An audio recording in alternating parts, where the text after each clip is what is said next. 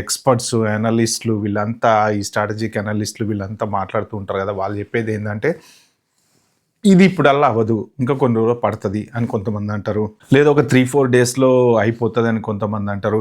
But ఏదేమైనా something సీరియస్‌గా అయితే జరుగుతుంది. ఎందుకంటే, ఎక్కడ ఎవరు దేని మీద మిసైల్స్ ఏస్తున్నారో, ఏం ఇంటర్సెప్ట్ అయితున్నాయో, ఏం పగలగొడుతున్నారో ఏమైతే తెలీదు గానీ, ఆయిల్ అండ్ గ్యాస్‌కి గూడా పెద్ద ఇప్పుడు షార్టేజ్ వచ్చేటువంటి ఎందుకంటే మెయిను స్ట్రైట్ ఆఫ్ హార్మ్స్ ఉంది గదా! అక్కడి నుంచి వీళ్ళు ఆయిల్ తీసుకొచ్చేటువంటి పోర్టు ఇరాన్ వాళ్ళు మూసేశారని జెప్పేసి కొన్ని షిప్స్ మీద మిసైల్స్ ఏసామని అంటారు.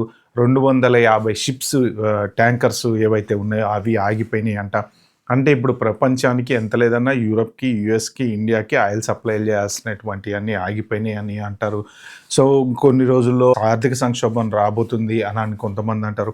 టెక్సాస్‌లో ఒక గన్ షూటింగ్ అనేది ఒకటి జరిగింది. దాంట్లో కొంతమంది ఒక ఇద్దరో, ముగ్గురో చనిపోయారు. అందులో ఒక ఇండియన్ అమ్మాయి గూడా ఉంది. బట్ సిట్యుయేషన్స్ అయితే ఈ మూమెంట్‌లో ఎలా ఉంటాయంటే చాలా టెన్స్‌గా ఉంటాయి ప్రతి చోట. ఎందుకు అంటే ప్రొటెస్ట్‌లని, అవ్వని, ఇవ్వని ఏవో ఒకటి జరుగుతా ఉంటాయి. ఇప్పుడు ఇక్కడ వీళ్ళు న్యూస్ పేపర్‌లో రాసిన దాని ప్రకారం ఏంటంటే ఈ ఆస్టిన్ బార్ షూటింగ్‌లో ఆ చంపిన అతను ఎవరని రాసారంటే sources 2 sources familiar with the investigation told CBS News that the gunman was wearing a sweatshirt with the words "Property of Allah."